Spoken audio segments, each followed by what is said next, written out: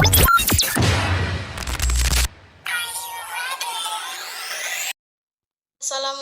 warahmatullahi wabarakatuh.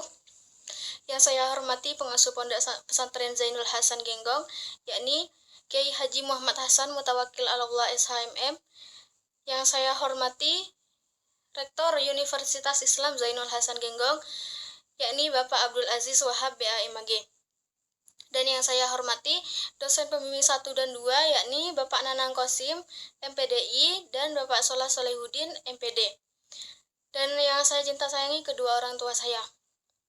Perkenalkan, nama saya Siti Nur Aziza dengan NIM 211201200362. Program Studi Manajemen Pendidikan Islam Fakultas Tarbiyah Universitas Islam Zainul Hasan Genggong. Di sini saya akan mempresentasikan proposal yang berjudul Kepemimpinan Visioner Kepala TPQ dalam meningkatkan animo calon santri di TPQ Nurul Istiqomah Desa Jambangan, Besuk, Probolinggo. Alasan saya memilih judul ini karena kepemimpinan merupakan faktor kunci dalam keberhasilan suatu organisasi, termasuk lembaga pendidikan seperti TPQ. Dengan menonjolkan peran kepemimpinannya, penelitian ini dapat mengungkapkan bagaimana pemimpin mampu mengarahkan, mengelola, dan memotivasi semua elemen dalam lembaga mencapai tujuan pembelajaran.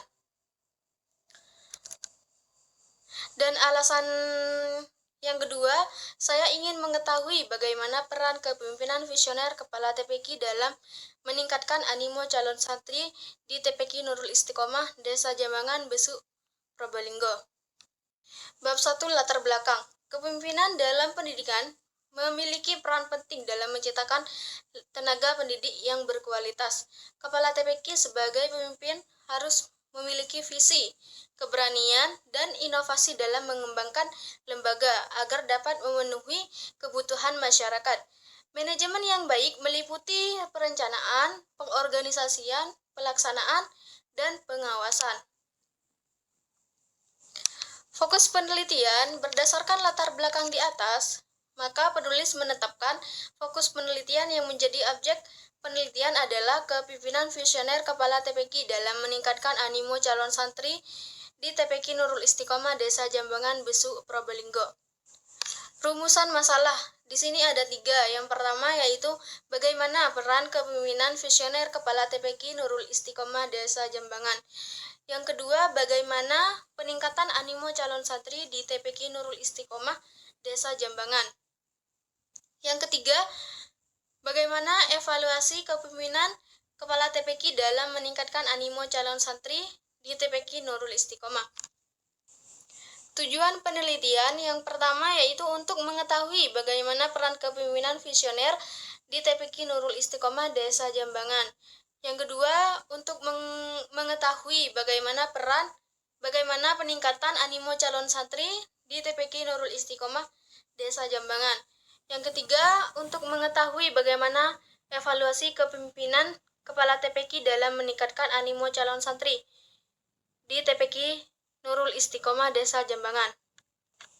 Manfaat penelitiannya di sini adalah TPQ Nurul Istiqomah memberikan strategi yang dapat digunakan oleh Kepala TPQ untuk meningkatkan daya tarik TPQ di mata masyarakat, sehingga jumlah calon santri yang mendaftar lebih meningkat. Penelitian terdahulu. Penelitian terdahulu ini sangat penting karena berfungsi sebagai acuan dan membedakan penelitian sebelumnya. Di sini ada beberapa persamaan dan perbedaan. Yang pertama, menurut Lukluk Kodrotun Nada yang berjudul Peran Kepemimpinan Visioner Kepala Madrasah dalam Meningkatkan Mutu Lembaga Pendidikan. Persamaannya membahas terkait kepemimpinan visioner Kepala Madrasah. Sedangkan perbedaannya yang akan dilakukan terkait kepemimpinan visioner Kepala TPQ dalam meningkatkan animo calon santri di TPQ.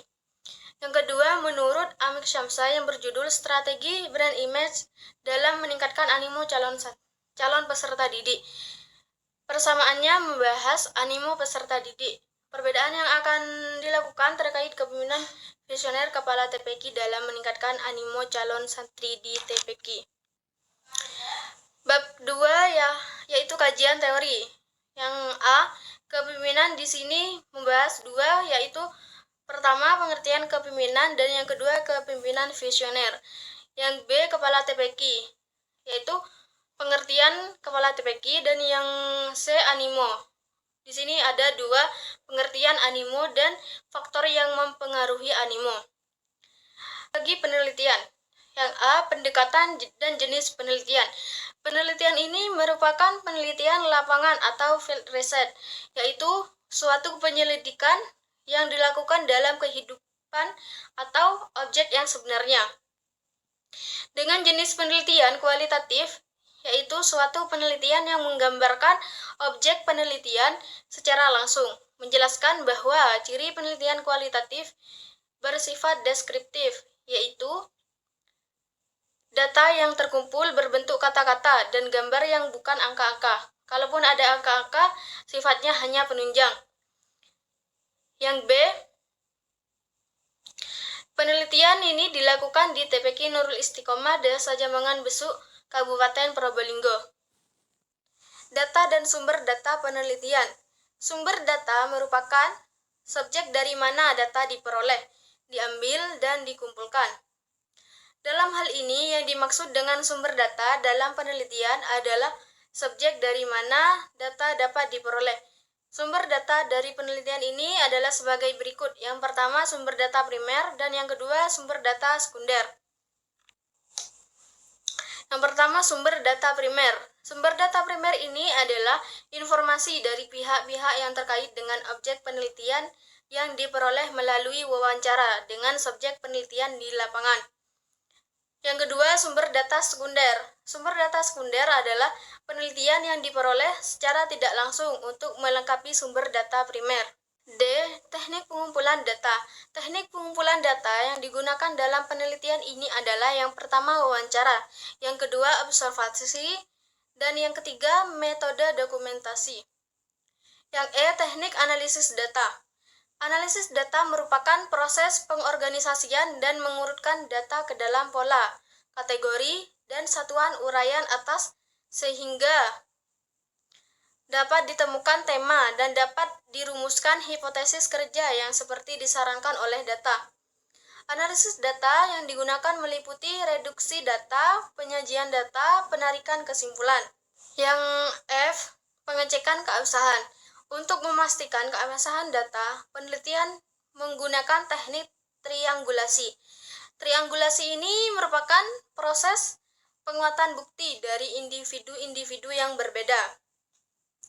Untuk memperkuat keabsahan data dari hasil temuan metode penelitian kualitatif dan untuk menjaga validasi oleh Lincoln dan Guba dalam Sigoyono yang meliputi beberapa tahap. Yang pertama, kepercayaan, yang kedua, transferability atau keteralihan, yang ketiga, kebergantungan, yang keempat, confirmability atau kepastian. Baik, cukup sekian dari saya, kurang lebihnya mohon maaf. Wassalamualaikum warahmatullahi wabarakatuh.